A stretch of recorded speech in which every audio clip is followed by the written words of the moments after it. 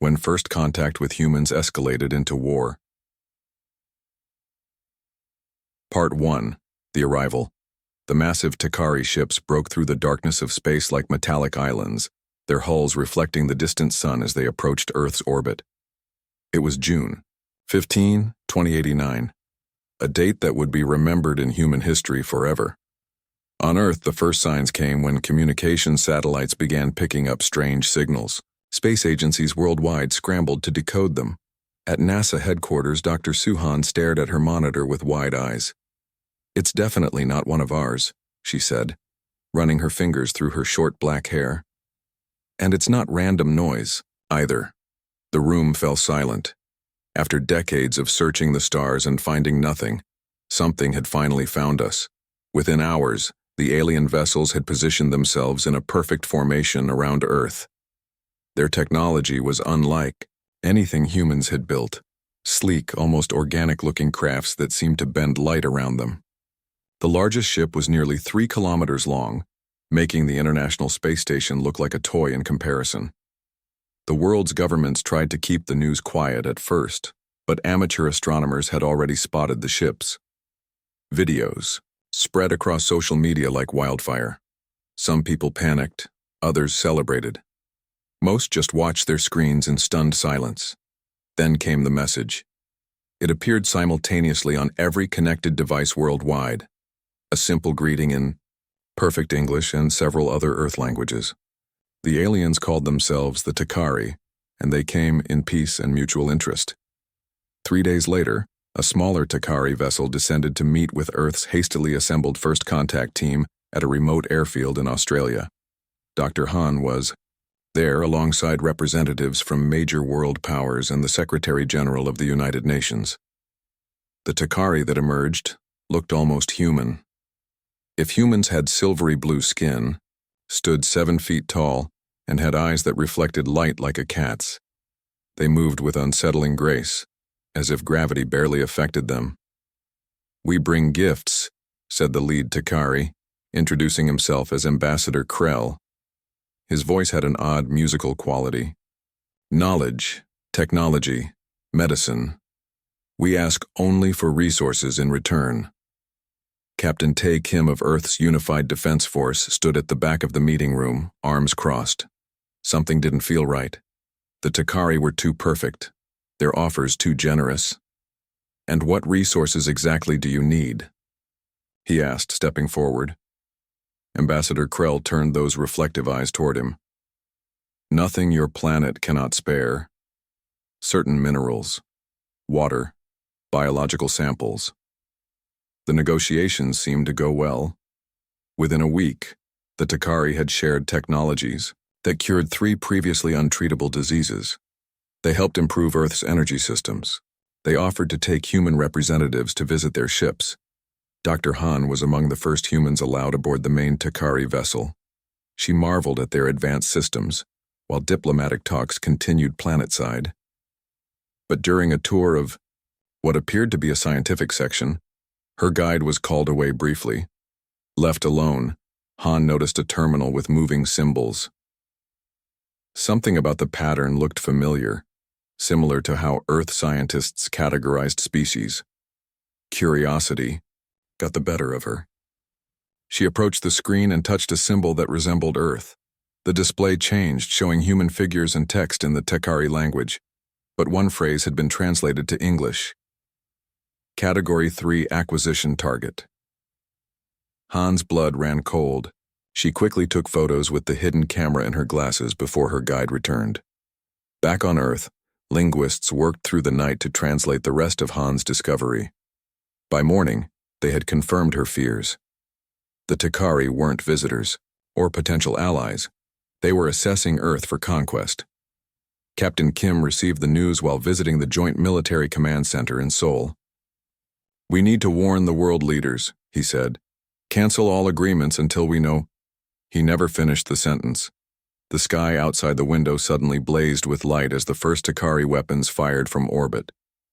The attack had begun without warning. Within hours, Earth's satellite networks and major defense systems were crippled. The orbital defense platforms, humanity's best protection against threats from space, exploded one by one. Videos showed buildings crumbling in major cities worldwide. In the chaos, Dr. Han and a group of scientists were evacuated to a bunker beneath the Rocky Mountains. Through patchy communications, they learned that similar facilities around the world were activating emergency protocols. They waited until we trusted them, Han said, watching footage of a Takari ship hovering over the ruins of Tokyo. Until we let them study our defenses. Captain Kim had survived the attack on Seoul. Now he was gathering whatever military forces remained operational. They think this is over, he told his officers in the underground command center. They think we'll surrender because they have better technology, but they don't understand humans. As night fell across a changed Earth, the Takari ambassadors voice broadcast worldwide. People of Earth, your planetary defenses have been neutralized. Your governments have 30 days to prepare for integration into the Takari Dominion. Resistance will only bring suffering. But even as the message played, humans were already adapting. In hidden facilities around the world, engineers studied, captured Takari technology. Military leaders established secure communications networks. Ordinary people began organizing resistance cells. The Takari had made a critical error in their calculations. They had studied human technology, human biology, and human resources, but they had failed to study human history, a history filled with stories of fighting against impossible odds. First contact had become first conflict, and humanity was just getting started. When first contact with humans escalated into war. Part 2. The misunderstanding. The Takari had conquered 17 worlds before reaching Earth. Each victory had followed the same pattern: overwhelming, show of force, quick surrender, and efficient integration. Their vast database cataloged thousands of species across the galaxy. Humans were just another entry, technologically developing, social structure fragmented, military capabilities limited. What the database didn't mention was that humans had spent their entire history fighting against nature, against each other, and against impossible odds. The Takari had no concept for this. 3 weeks after the initial attack, Commander Krell stood on the observation deck of his flagship, watching Earth rotate slowly beneath him.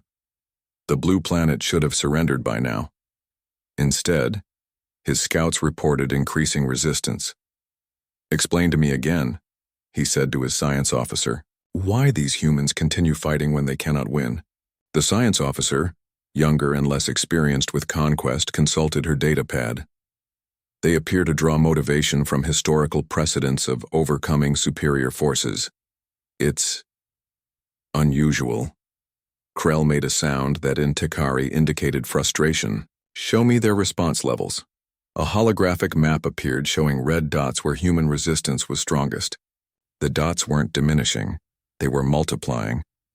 Meanwhile, 50 meters below the streets of what was once downtown Seoul, Captain Jin worked with military leaders from countries that had been enemies just months ago. The underground command center hummed with activity as people moved between workstations. "The Chinese have confirmed they can produce the electromagnetic pulse devices," said a general from India, pointing to a schematic.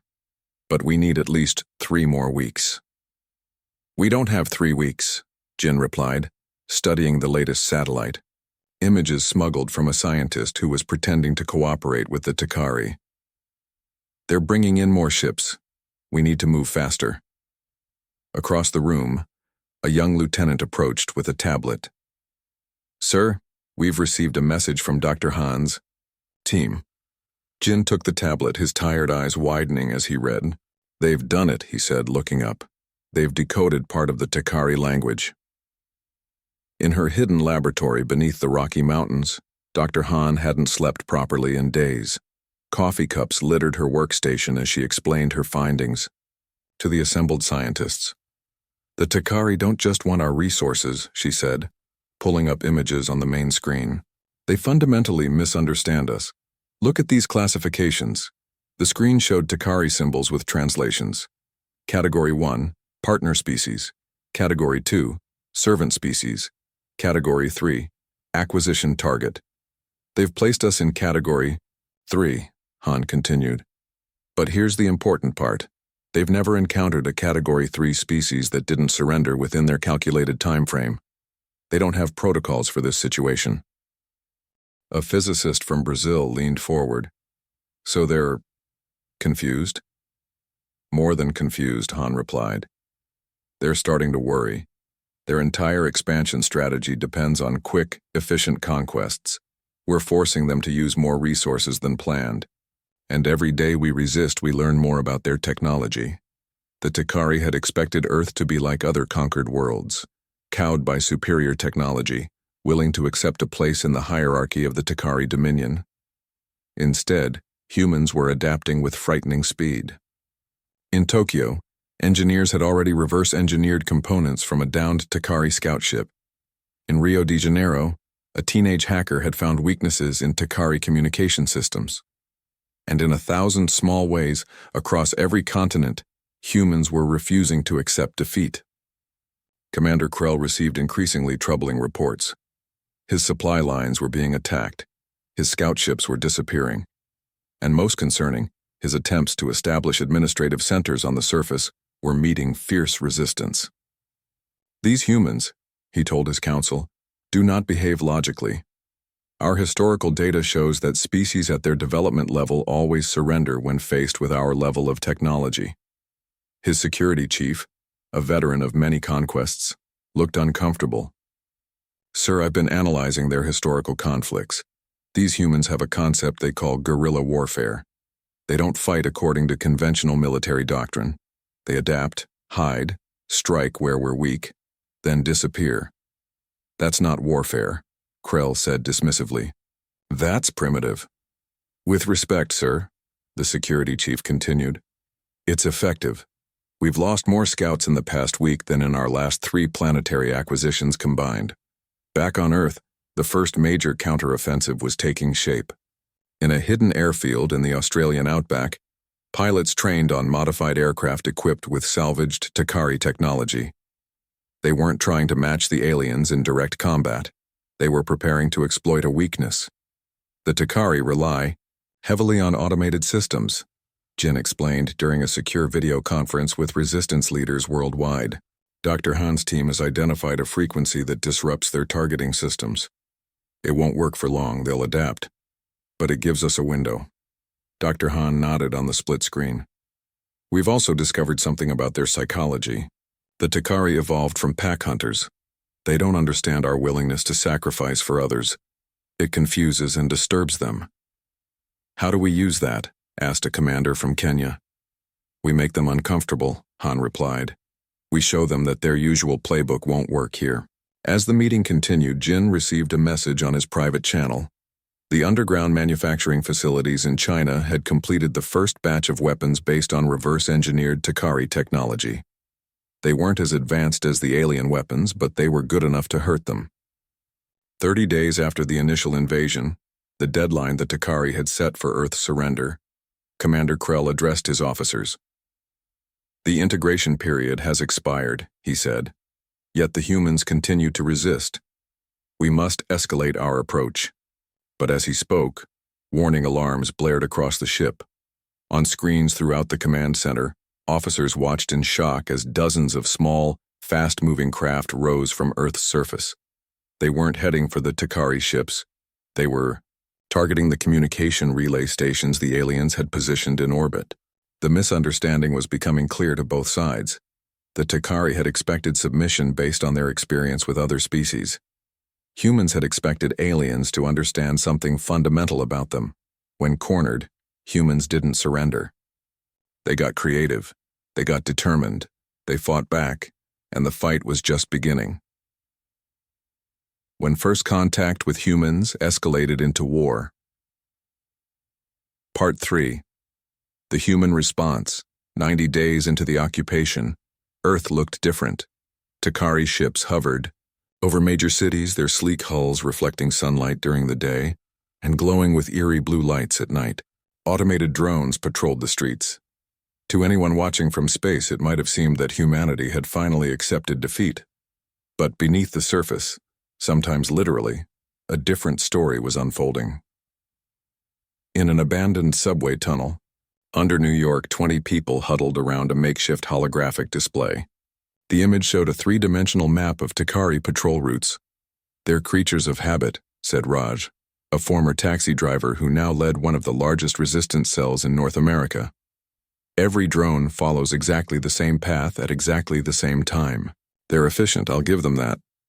"Efficient but predictable," replied Nari, who had been a college student before the invasion. Now she was one of their best tacticians. And predictable means vulnerable. Similar scenes played out in hidden locations worldwide. Humans from all walks of life found themselves fighting a common enemy. Former soldiers taught office workers how to set up ambushes. Engineers and scientists worked together to understand alien technology. Children carried messages between resistance groups, their innocence making them nearly invisible to Takari surveillance. Operation Defiance wasn't a single plan. It was thousands of small actions happening simultaneously across the globe. In her underground laboratory, Dr. Han barely recognized herself in the mirror. Dark circles underlined her eyes, and her hair had grown out unevenly. But there was a new intensity in her gaze that hadn't been there before the invasion. "We've cracked their basic communication protocols," she told the assembled team of programmers. "Their ships use a quantum network for coordination. It's advanced, but it has a fundamental weakness." She pulled up a diagram on the main screen. "The Takari think in terms of hierarchy. Everything has to report to something above it. Cut off the head and the body doesn't know what to do." A young programmer raised his hand. "Are you saying we could disable their entire fleet at once?" "Not the entire fleet," Han replied, "but maybe enough to matter. We just need to create a virus that can slip into their network and temporarily freeze their command systems." Far above Earth, in the cold silence of the asteroid belt, Captain Jin floated inside the command center of what humans had begun calling the Ghost Fleet. It wasn't much to look at. A dozen pre-invasion space mining vessels that had been retrofitted with weapons and stealth technology, plus a handful of ships built in secret using salvaged Takari parts. "Positioning report," Jin said, his voice calm despite the pressure. His second in command, a former commercial pilot named Yuna, checked her display. "All ships in position. Earthside teams are ready on your command." Jin nodded, studying the tactical display. The Takari had absolute dominance in space, or thought they did. Their main fleet formed a protective web around Earth with smaller vessels patrolling the inner solar system. What they didn't know was that humans had been preparing a surprise. Back on Earth, the resistance was moving into position. In Paris, a team disabled a Takari patrol unit using electromagnetic pulses derived from the aliens' own technology. In Lagos, workers who pretended to cooperate with the occupation secretly placed signal disruptors near key Takari installations. In Sydney, resistance fighters prepared to create a diversion that would draw attention away from more crucial operations. The plan relied on precise timing and the one advantage humans had. The Takari still didn't understand how humans thought. Dr. Han's team had discovered something fascinating about their invaders. The Takari had conquered many worlds, but they had never faced a species quite like humans. Most intelligent species they encountered were either aggressive but technologically primitive, or advanced but naturally cooperative. Humans were both competitive and technologically capable, a combination the Takari weren't prepared for. "They don't understand sacrifice," Han explained during the final briefing. "Their society is built on self-preservation and hierarchy. The idea that someone would knowingly risk death for others, especially strangers, makes no sense to them." This insight had shaped Operation Defiance. The plan would require incredible sacrifice from some, while giving others a chance to strike when the Takari least expected it. The day began like any other under occupation. Takari ships maintained their positions. Drones followed their programmed routes. The aliens detected nothing unusual in human behavior patterns. Then, at precisely 0600 hours, Greenwich Mean Time, it started. Across Earth, hidden transmitters activated simultaneously, flooding Takari communication channels with specifically calibrated noise. Not enough to alert them to an attack, just enough to create a slight delay in their systems. In that brief window, resistance fighters worldwide emerged from hiding. They didn't attack the Takari directly. Instead, they targeted the infrastructure the aliens had built to monitor and control Earth. Communication relays, sensor arrays, drone control centers. The Takari responded quickly, diverting forces to crush what they perceived as a disorganized uprising. What they didn't realize was that the ground attacks were just a distraction. High above Earth, Captain Jin gave the order. Launch. From hiding places throughout the asteroid belt, the Ghost Fleet emerged. The ships were small and would have been no match for the Takari in direct combat. But they weren't aiming for the Takari vessels. Instead, they targeted the lightly defended automated platforms that formed the aliens' early warning system, at the edges of Earth orbit. At the same moment, Dr. Han activated the virus her team had created. It slipped through the briefly disoriented Takari network, reaching their command and control systems. For exactly 7 minutes, chaos reigned in the Takari fleet. Ships lost contact with each other. Automated defense systems went offline. The carefully coordinated occupation force fragmented into isolated units. 7 minutes was all the humans needed. The Ghost Fleet, moving with precise coordination, slipped through gaps in the Takari defenses. They carried precious cargo, not weapons but people, scientists, engineers, military specialists, and critical supplies that couldn't be manufactured on an occupied Earth. When the Takari finally restored their systems, they found themselves facing a changed situation. The human resistance hadn't tried to defeat them outright, an impossible task given the technological gap. Instead, they had done something the Takari considered irrational. They had sacrificed immediate gains to secure a long-term advantage. In his command ship, the Takari admiral reviewed damage reports with growing concern. The physical damage was minimal, but the psychological impact was significant. For the first time, his officers were experiencing something unfamiliar in centuries of conquest: doubt. These humans, he said quietly to his second-in-command, do not fight like any species we have encountered. The second-in-command's reply came after a pause.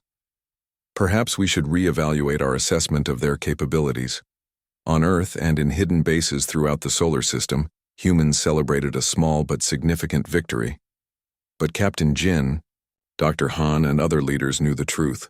This was just the beginning. The real battle was still to come. The Takari had the advantage in technology and resources. But humans had something the aliens were only beginning to understand: a stubborn refusal to accept defeat, no matter the odds. When first contact with humans escalated into war. Part 4. The Turning Point. The moon hung silently in space, its cratered surface reflecting sunlight onto the Earth below. For billions of years, it had been an empty, quiet witness to humanity's evolution. Now it was about to become a battlefield. 6 months into the war, the Takari had established a major base in the vast depression known as the Lunar Basin. From this strategic position, they could monitor Earth and coordinate their occupation forces without worrying about human resistance fighters. Or so they thought. In a hidden chamber carved into the lunar surface 10 kilometers from the alien base, Colonel Min checked her oxygen levels one last time. Around her, 30 specially trained soldiers made final preparations for what might be a suicide mission. "Remember," she said, her voice calm, despite knowing what they faced. "We're not trying to defeat them outright. We just need to hold their attention long enough for Phase 2. The soldiers nodded. They were an unusual fighting force. Former Special Forces operators from a dozen different countries now wearing matching spacesuits with no national insignia, Earth's last best hope. Min checked the time. 60 seconds. Masks on. As they sealed their helmets, she thought about how they'd gotten here. The Takari had superior technology and overwhelming firepower, but they had one critical weakness: overconfidence. They believed their lunar base was completely secure because no human spacecraft had approached the moon since the invasion began. What they didn't know was that humans had been building secret bases on the far side of the moon for years before, First contact. Small research stations, mining operations, and military outposts, all connected by underground tunnels. When the invasion came, the people stationed there didn't flee home. They went dark and began preparing. 10 seconds, Min said. She activated the special coating on their suits, a technology developed by Dr. Han's team using principles reverse-engineered from Takari stealth systems. It wouldn't make them invisible, but it would confuse sensors just enough. The signal came, and 30 airlock doors opened simultaneously at different points around the basin. Min and her team launched themselves onto the lunar surface, using specially designed thrusters to stay low while covering ground quickly. The fine lunar dust was their ally. It clung to everything and interfered with electronic systems. The Takari, evolved on a world without dust, had never adapted their technology to deal with this simple problem. Min's squad approached the main communications array from the north, while other teams targeted power systems and sensor stations. The Takari had posted guards, but they were looking for approaching spacecraft, not humans already on the surface. The first explosion took out the primary communications dish. The second disabled the emergency backup. By the time Takari guards responded, the human strike teams were already moving to their secondary targets. In orbit above the moon, the main Takari battlecruiser detected the attack and immediately dispatched fighters to protect their base. The ship's commander, Admiral Verak, watched tactical displays with growing concern. How did they reach the lunar surface undetected? He demanded. His tactical officer had no answer. Nothing in their intelligence suggested humans had this capability. What the Takari didn't realize was that the lunar attack was just the visible part of the human strategy. The real turning point was happening elsewhere. Captain Jin floated in the command center of his flagship, hidden in the shadow of a large asteroid. Around him, the crews of 20 ships, the largest human fleet assembled since the invasion, waited for the signal. Lunar attack confirmed, reported his communications officer. Takari forces are responding exactly as predicted. Jin nodded. Dr. Han's psychological profile of the aliens had been correct. The Takari were pulling ships from Earth orbit to reinforce their lunar base, exactly the reaction the humans had been counting on. Begin Phase 2, Jin ordered. Throughout the solar system, hidden human outposts activated. These weren't the primitive resistance bases the Takari had been hunting. These were sophisticated operations established in asteroids, on moons of the outer planets, even in stable points in Earth's orbit, where gravity balanced perfectly. Places the aliens had overlooked. In a research station hidden inside Phobos, a moon of Mars, Dr. Han watched as her greatest creation came online. It wasn't a weapon in the traditional sense. It was something the Takari wouldn't expect because it used their own technology against them in a way they hadn't imagined possible. Quantum entanglement field activated, reported her chief engineer. Deployment in 30 seconds. Han nodded, her mind going back to the discovery that had made this possible. The Takari ships used quantum entanglement for instantaneous communication across vast distances, an advanced technology humans had only theorized about before the invasion. But Han's team had found a way to interfere with the entanglement, creating what amounted to quantum static. As the Takari fleet moved to crush the lunar uprising, they flew directly into the trap. Hundreds of small devices previously hidden throughout near-Earth space activated simultaneously. Each created a field that disrupted the quantum entanglement the alien ships relied on for coordination. Suddenly, the most advanced fleet in this part of the galaxy found itself using communication methods little better than radio. Orders that should have transmitted instantly were delayed by crucial seconds. Tactical data became unreliable, and from their hiding places, human ships emerged. They weren't trying to destroy the Takari vessels. That would have been impossible. Instead, they deployed thousands of even smaller devices, which attached to the hulls of the alien ships. These weren't bombs. They were something far more elegant, quantum-entangled minds that synchronized with each other, creating cascading failures in any Takari system they touched. Engines stalled, weapons wouldn't fire, Navigation systems showed false information on Dai. His command ship, Admiral Verak, watched in horror as a third of his fleet drifted helplessly. Nothing like this had ever happened in the long history of Takari conquest. "Fall back," he ordered. "Regroup at the secondary position." But even as his remaining ships tried to retreat, they discovered another aspect of the human trap. The quantum disruption had created a kind of maze in space, corridors where their drives worked, surrounded by areas where they failed completely. The humans were herding them, like farmers guiding livestock. Back on the lunar surface, Colonel Min and her team had completed their mission. They had suffered losses. 8 soldiers wouldn't be returning. But they had held the Takari attention long enough for the real plan to work. As she watched the confusion in orbit from her observation, Post Min allowed herself a small smile. The battle wasn't over, not by a long shot. But for the first time, the aliens were on the defensive.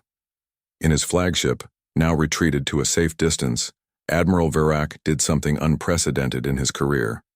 He opened a direct channel to the Takari homeworld, bypassing the normal chain of command. "Priority signal for the High Command," he said, his voice grave. "Subject: human threat reassessment." The response would take hours to arrive given the distance. But Verak already knew what he needed to say. He began recording his message, choosing his words carefully. The species designated human requires immediate reclassification. They are not Category 3 as previously assessed. Analysis of their tactics suggests they may represent an entirely new category we have not encountered before. He paused, then added the words that would send shockwaves through the Takari leadership. Reassessment required. Humans are not prey.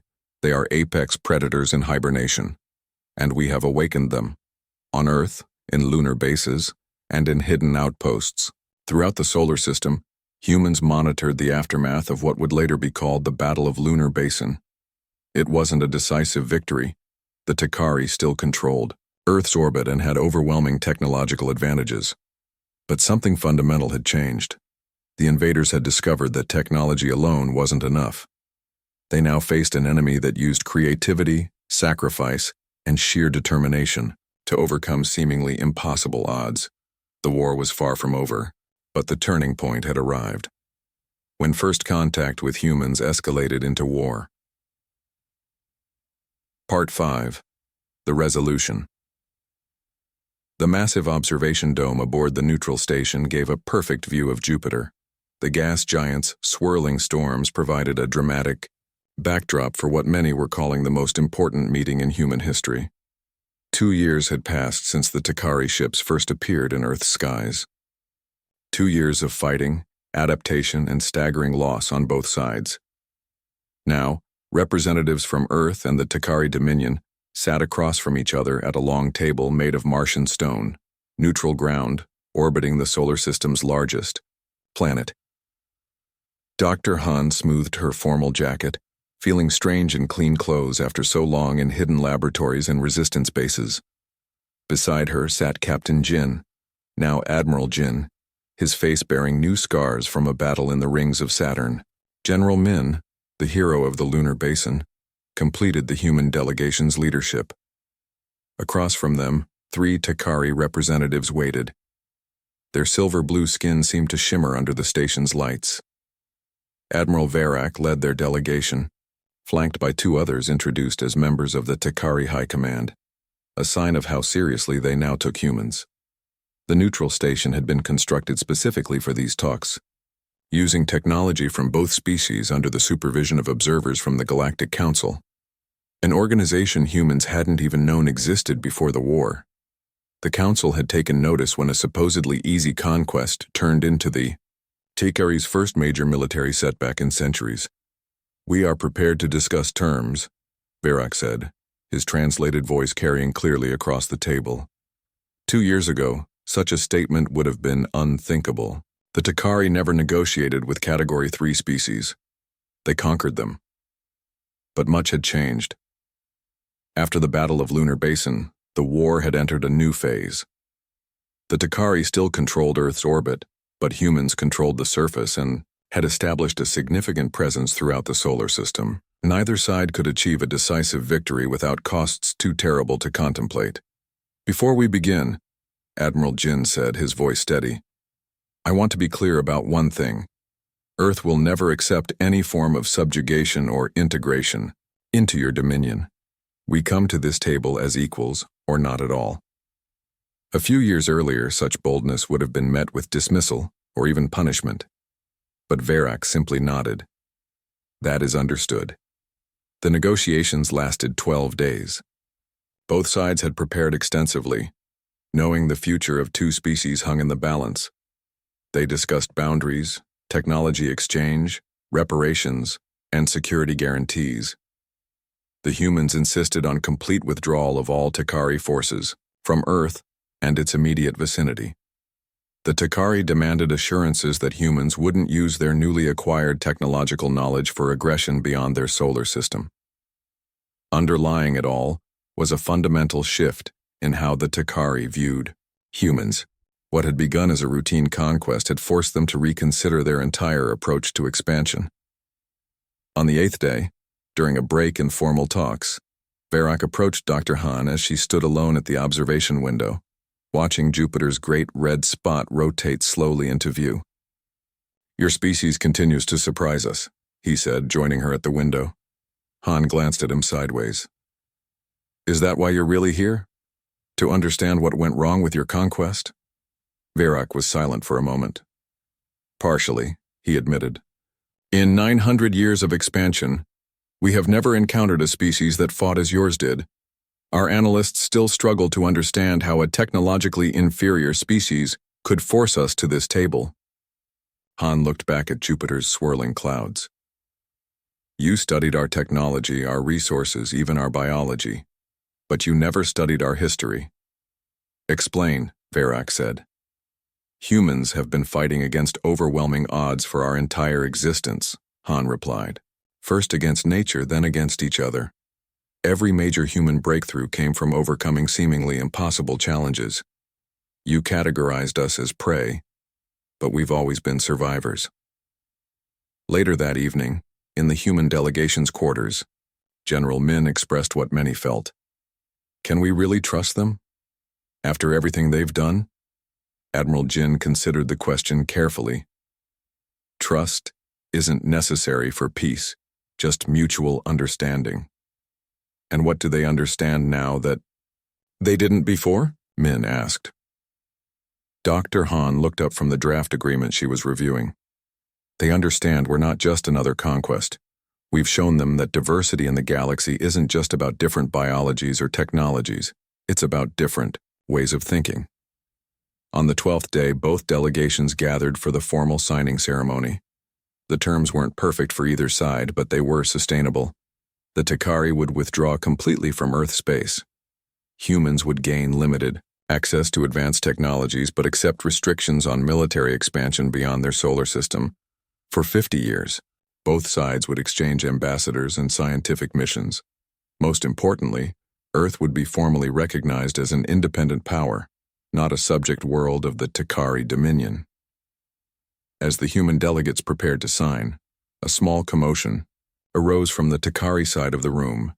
One of the high command members was speaking urgently to Verak, clearly objecting to some aspect of the proceedings. The translator devices carried their words clearly. This is unprecedented.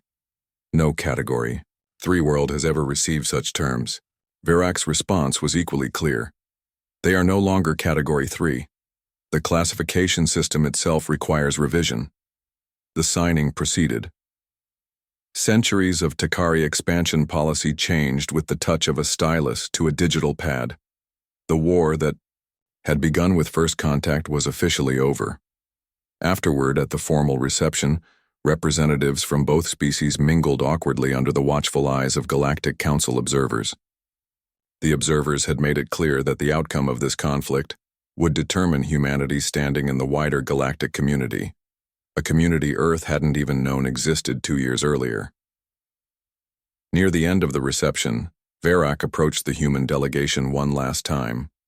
He carried a ceremonial object, a crystalline sphere that captured and refracted light in complex patterns.